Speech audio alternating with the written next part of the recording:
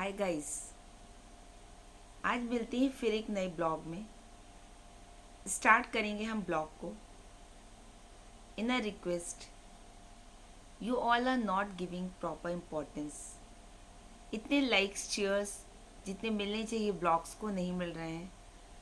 Please watch and see my blogs and give you good and bad comments. I always wait for them. आज का topic हम लेते हैं क्रोध और दम्भ। हमको क्रोध क्यों आता है? अक्सर प्रश्न ये उठता है। क्रोध आता नहीं है, बल्कि हम एक स्वभाव बना लेते हैं और परिस्थितिवश आता है। जिसने क्रोध पर विजय पाली, जिसने परिस्थितियों पर विजय पाली, फिर वो ईश्वर ही ना हो जाए। हम सब इसके अंतर्गत आते हैं और हम इस पर विजय नहीं पा पाते। संसार में जितनी भी प्रॉब्लम्स आ रही हैं, लाइफ में जितनी भी विनाश होते हैं, जितनी भी हमारे अपकमिंग्स आते हैं, उनका मूल कारण देखा जाए तो यही होता है। उसके लिए हमें क्या करना चाहिए? कोई नहीं जानता आने वाले पल में हमारे साथ क्या परिस्थितियाँ हों। हम सुख को फेस करें या दुख को देखें, या हमको क्रोध आ जाएगा। बस थोड़ा सा ध्यान देने की ज़रूरत ये है कि जब हमको ज़्यादा क्रोध आता है, जब हम ज़्यादा एग्रेसिव हो जाते हैं, तो थोड़ी देर के लिए हमको शांत हो जाना चाहिए, कूल हो जाना चाहिए, and we have to sit alone. हो सकता है वो मोमेंट निकल जाए, क्षण निकल जाए और हम थोड़े से इजी हो जाएं। क्रोध में किया गया हमारा एक एक काम, क्रोध में किया गया हमारा लिया गया एक एक स्टेप हमें कहाँ से कहाँ पहुँचा देता है। जानते हैं दोस्तों, जब महाभारत का युद्ध हो गया, विजय भी प्राप्त कर ली पांडवों ने, द्रौपदी जो है श्री कृष्ण के पास आई और एकदम देखकर उनसे उम्मीद करने लगी कि वो कुछ कहें। कृष्ण बहुत शांत रहे और उन्होंने उनसे ये कहा, आप शांत होकर बैठिए, चित्त आपको थोड़ा समझ में आएगा। पर द्रौपदी को क्या हुआ? थोड़ी देर वो कृष्ण के पास बैठी, उन्होंने उनको शांत भी कराने की कोशिश की, पर द्रौपदी फूट फूट कर रो पड़ी। श्री कृष्ण को बड़ा आश्चर्य हुआ और उन्होंने पूछा, आप क्यों रो रही हैं? अब तो सब आपके मन का हो गया। कौरव हार गए, सबकी मृत्यु हो गई। जिसने आपका बदला लेना था, आपने बदला ले लिया। अब आप क्यों इतनी विचलित हैं? द्रौपदी इसका उत्तर नहीं दे पाई, क्योंकि सच यही था कि एक स्त्री के अपमान का, एक स्त्री के दंभ का इतना बड़ा परिणाम हो चुका था और सब कुछ तहस नहस हो चुका था। उनके पास कोई जवाब नहीं था। रिजल्ट तो उनके सामने आ चुका था, फिर भी वो क्यों परेशान थी? शायद यही सोचने वाली बात है। वो इसका उत्तर नहीं दे पाई। कृष्ण उनको बहुत शांत भाव से देखते रहे कि तुम खुश नहीं हो? उन्होंने कहा, नहीं, मैं नहीं खुश हूँ। कि क्यों नहीं खुश हैं? सब आपके मन का हुआ, सब आपके अपमान का बदला ले लिया गया। तब वो आंखों से अश्रु उनके बह रहे थे और वो कहने लगी, ये कुछ अच्छा नहीं हुआ। श्री कृष्ण ने कहा, क्या अच्छा नहीं हुआ? सब कुछ अच्छा ही हुआ।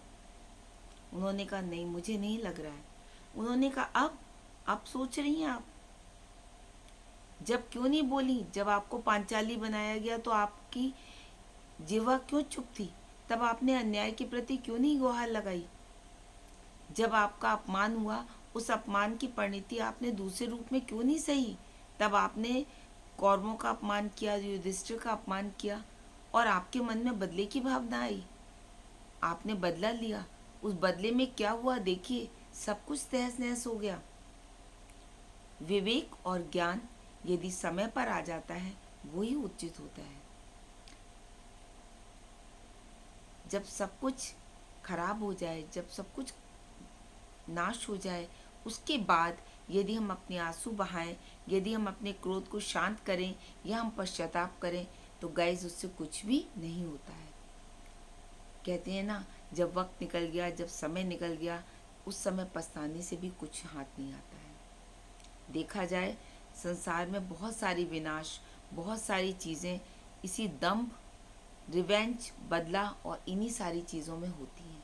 चीज़ें हमारे हाथ में होती हैं, तब हम उन्हें संभालना नहीं चाहते, तब हमारा ईगो आड़े आ जाता है, तब हमारा दम आ जाता है, तब हम सोचते हैं अरे हम ये कर सकते थे, उसने मेरा ऐसा क्यों किया।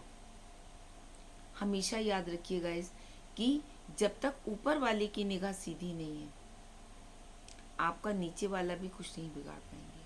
अगर भगवान आपकी तरफ से दुष्ट है, अगर ईश्वर की निगाह थोड़ी सी तिरछी है, तभी आपका नीचे भी कोई अहित कर पाएगा, अपमान कर पाएगा।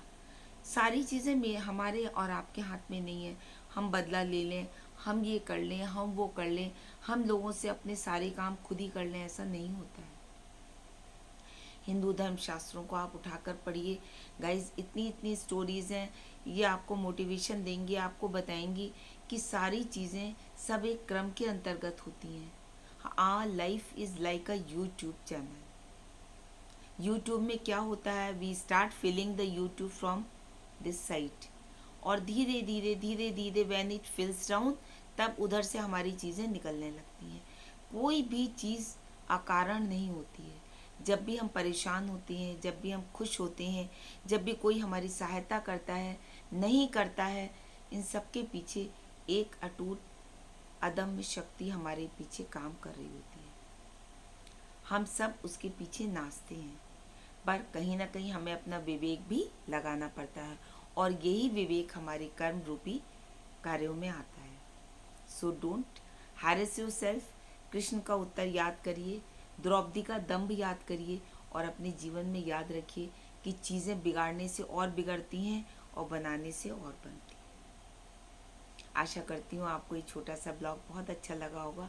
कृष्ण अर्जुन संवाद, कृष्ण द्रौपदी संवाद, ऐसे बहुत सारे वक्तव्य हैं जिनको छोटा छोटा सा अगर हम जानना शुरू कर दें, पढ़ना शुरू कर दें, तो हमारी लाइफ बहुत कुछ सरल हो सकती है। आशा करती हूँ आपको मेरा ब्लॉग अच्छा लगेगा, and you will also try to motivate others as I am doing. Guys, अच्छा लगे तो please don't forget to like, share and subscribe. मिलेंगे अगले ब्लॉग में। Till then, bye bye.